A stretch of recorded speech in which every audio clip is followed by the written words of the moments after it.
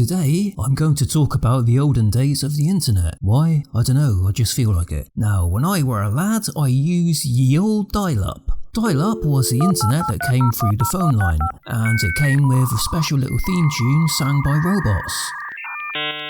It may have come down the phone line, but no one was actually using the internet on their phone then. You needed a computer and a monitor, and they were big clunky things. As I'm into digital art, I bought a massive one, which was bloody heavy. I remember when I moved out, carrying that thing made me feel like I was in an event for the world's strongest man or something. I have a big monitor now as well, but it's so light I can probably lift it with my baby finger. Not literally, of course. I wouldn't be able to balance it for one thing.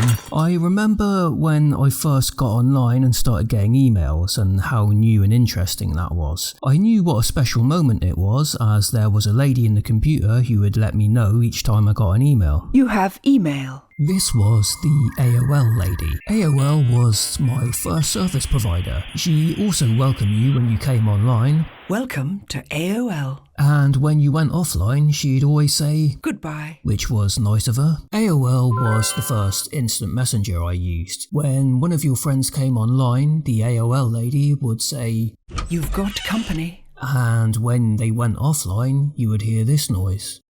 I always remember thinking it sounded quite abrupt, like they've had a hissy fit, stormed off and slammed the door.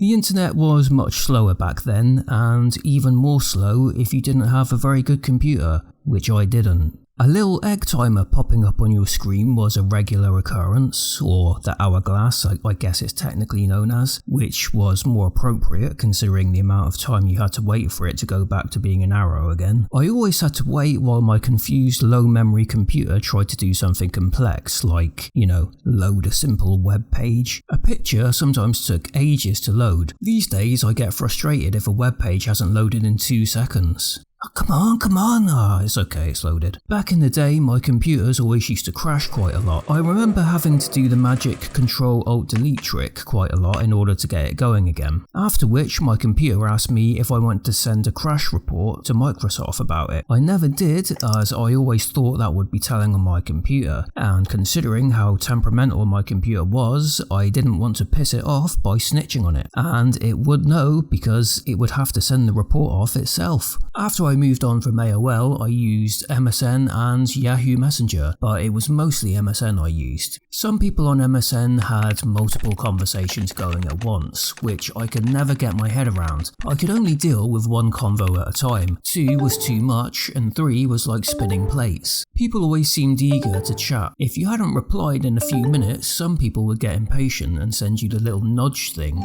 And if you needed to leave your computer for a little while, it was common to say BRB, meaning be right back. Does anyone still say this? I can't remember using it since the days of MSN. This was when you were chatting so intensely that even a brief trip to the lavatory would seem like an eternity to the other person, so you needed to inform them that you'd be away for a few minutes. These days it can be months before someone replies to a message on WhatsApp. I remember when video calling first became a thing. Picture quality was terrible and the call was always disconnecting, whereas these days, picture quality is terrible and the call is always disconnecting. At least it is when I try and do it. Facebook Messenger and WhatsApp took over from MSN and Yahoo Messenger. Facebook also took over from MySpace. Remember those ancient times when MySpace was the only social media? Now everyone's left, it's just Tom sat there by himself. I use the word ancient flippantly, of course, although the internet of old does share some things in common with ancient Egypt. For example, people writing on walls and worshipping cats. Remember when Facebook called it a wall? Also, I regularly used to get poked on Facebook. I'm not entirely sure what the point of this feature was, but it just goes to show if it's there, people will use it. I never really knew how to respond. Should I poke them back? And if so, what happens then? In the end, I just ignored it. Along with BRB and GTG, ASL was a common acronym that was used talking in a chat room to someone new. It meant age, sex, location, to which one time I thought of the hilarious response, 100, yearly, the moon, lol. Of course I had to write the lol to show I was joking. LOL is the only internet acronym that has stood the test of time. It is still used as frequently today. And just like back then, I bet that 99.9% 90% of the times that people say it, they aren't actually laughing. If anything, they're probably just chuckling out quietly. The only problem with that though is the acronym is COQ,